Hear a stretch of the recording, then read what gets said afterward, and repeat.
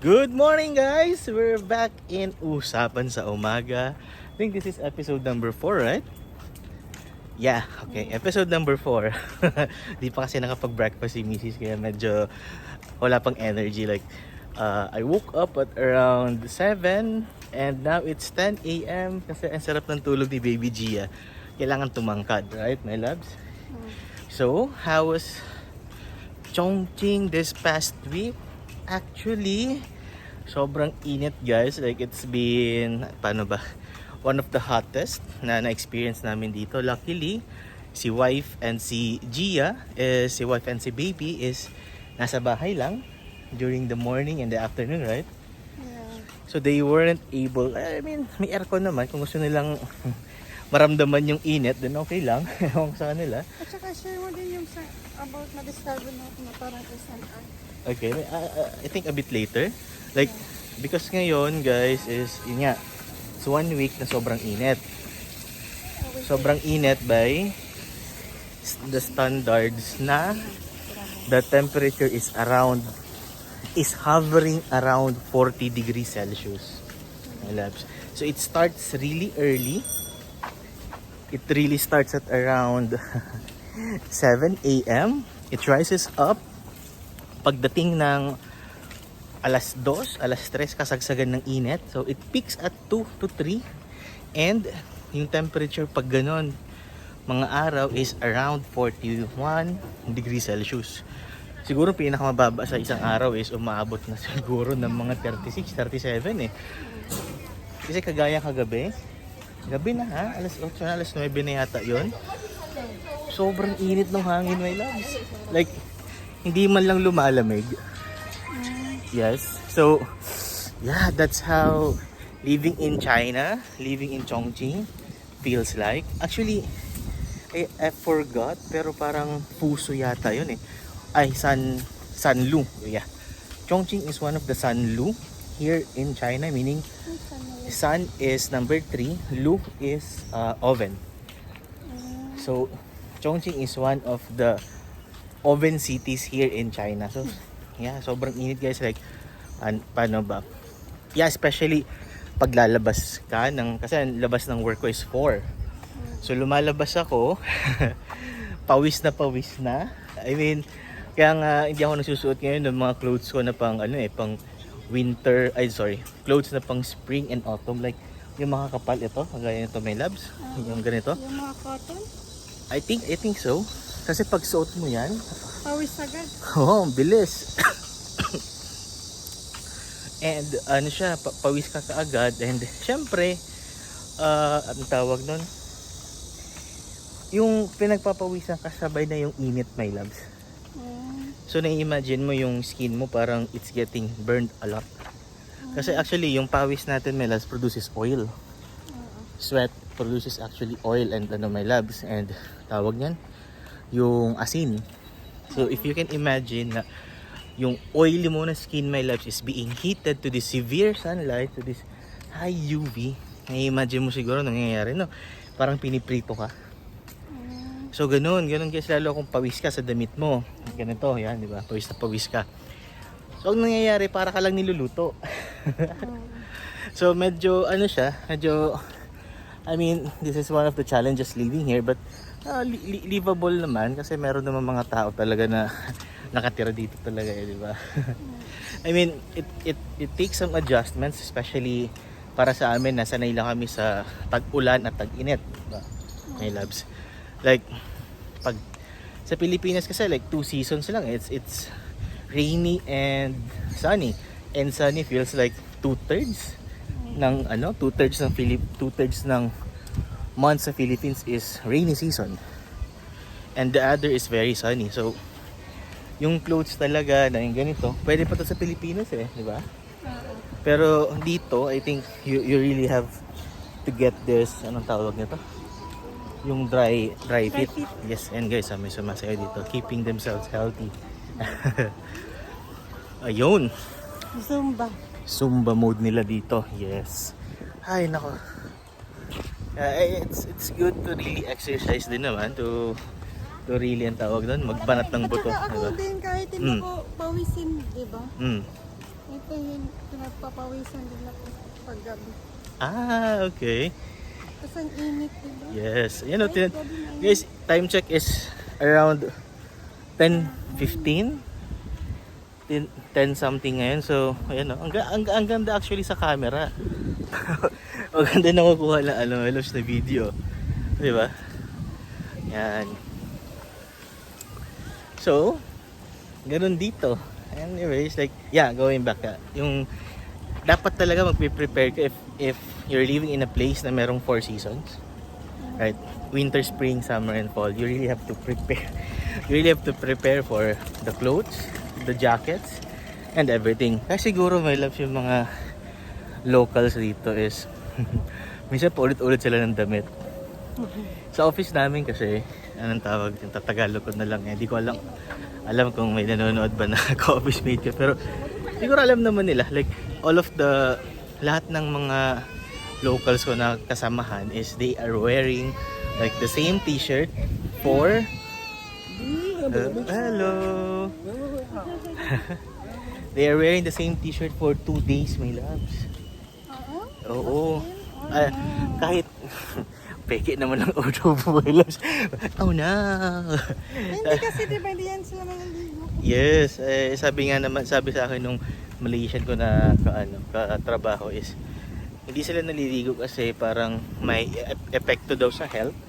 There is some health concerns lalo pagka they are taking a bath every day, my love. Parang mapapasma. Yes, yes. Siguro baka yun na yun, yung pasma talaga, my loves, 'di ba? Yan, so they are refraining themselves from taking a bath every day. Pero sana naman is susutin naman nila. Hindi naman sana yung damit naman sana babaguhin naman nila kasi medyo Kaya pag, di ba malas pag summer, di ba, kaya maraming, ito, hindi mabango. Ito, I mean yung baho ba? hindi, sabihin mo nang may amoy, my love. May amoy. Oo.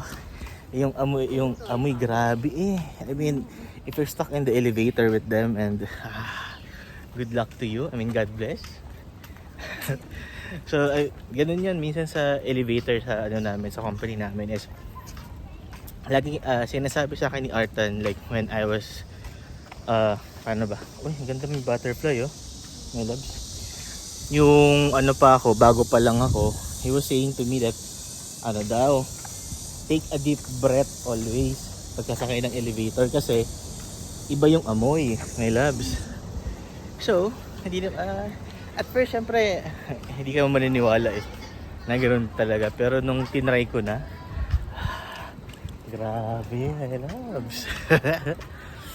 Kasi nung winter, di ba, my loves, hindi mo pa naamoy eh. Oo, Di ba? ano siya?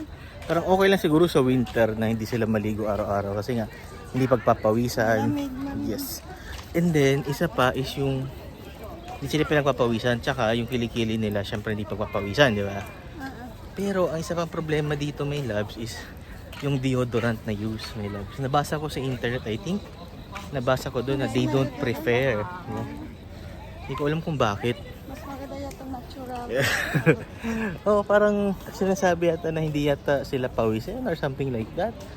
Pero parang hindi sila May paniniwala din sila. Hindi naman sa paniniwala. I don't know how to really define it. Pero ganun, my loves. Hindi sila nagdi-deodorant. So, yung iba siguro yung mga tawag niyan, yung mga traditional, my loves. Diba? Pero right now na mga ganitong init, grabe. So guys, pati babae ganun din. Hindi rin nag-ano, ha? Bad. Oo. Hindi naman sa sa kanila, pero yung nila, hindi naman sa paniniwala or anything like that, pero it's yung experience namin, diba? So one of the things, siguro culture shocks na lang din, sabihin natin, is like yung ganong klaseng experience. Yes. So ngayon, yan guys, usapang weather tayo muna ngayon. So usapan sa uso natin kasi nga like we've been experiencing this sobrang init ngayon. Ayun, yung sinasabi ni Mrs. kanina is like meron kaming nakitang isang It's like membership shopping here dito sa China. Right, baby? Like Gia had the chance to go there. It's like ang membership niya is around 260 RMB. The store is called Sam's Club. 260 RMB ang 260 RMB is the membership, but you get 50 RMB coupon. So it's just around 210 RMB. If you convert that into pesos, maybe around 8 times 100, magkano ba? 1.6 na. Times 2. So nasa around 3,200 ang membership. But what's ang tawag doon? Yung maganda doon kasi, guys, meron silang Nutella, meron silang peanut butter, all the things that you can see in a normal supermarket here in China is it's available in Sam's Club, right, my loves? Yung iba't ibang klaseng cheese, yung peanut butter. Guys, yung peanut butter talaga, it's very hard to find. Hindi ko alam kung may local brand ng peanut butter dito, my loves eh. Parang wala eh. Anyways, it's very hard to find some local peanut butter dito sa China. So, it was God sent na we had the chance to really be in. Ang ganda ng it was God sent na we had really the chance to be in Sam's Club. Like, kahit yung mga burgers, yung mga meats nila, ang dami. Tapos meron pang parang, anong tawag niyan? May flavored na, seasoned na siya. So, may seasoned lamb, may seasoned na beef. I don't know, napapanood ko sa mga cooking channels is that you only put rock salt and pepper sa mga steaks, but here parang meron sila something na nila, and rosemary. Yung dito parang iba yung color nila, like pupunta kami mamaya to buy some fish there, so try natin i-video, ilagay ko dito, pero tingnan natin.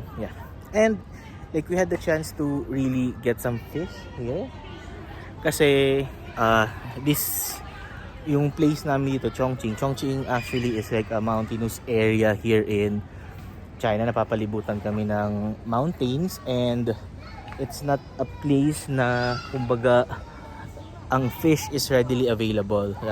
So we were shocked when we saw pompano fish in sa Sam's Club. And yes, it's really been the very first time na nakakapagluto dito. Ayun guys, sarap, lang siya, steamed tsaka prito lang, di ba my loves? Yan. Ayaw kasi niya magbili dito ng fish, di ba, yung dito? Kasi baka bawal ka. Yes. Pero Ayaw, nandito na. ang alam ko kasi is that the pompano is really good for the uric acid, my loves. It's great. I think parang nabasa ko great source of omega something, but guys, correct me if I'm wrong dun ha, kasi alam na natin. Sorry, research ko lang siya, pero di ko alam kung meron ba talagang ganun. And paano ba? We're here pala guys sa playground ni Gia. So wala pa siyang mga playmates, wala pa siyang mga I think it's the perfect time. Nahulog. Sorry. It's the perfect time right now to go down kasi nga hindi pa ganun kainit, but I think a bit later medyo iinit na my loves eh. Right? Pero later we will go to Sam's Club. Punta tayo Sam's Club mamaya, di ba? Yes, we will stock on this pompano fish. Like, for this week we will we will try to really tawag niyan. We will try to really eat some fishes. Yes.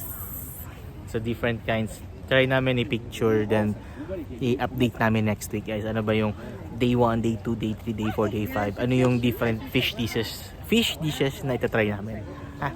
Sige guys, that's it for Usapan sa Umaga. I think we still have some different topics na gusto sana naming anuhin, but mag 15 minutes na. So let's save it for another time.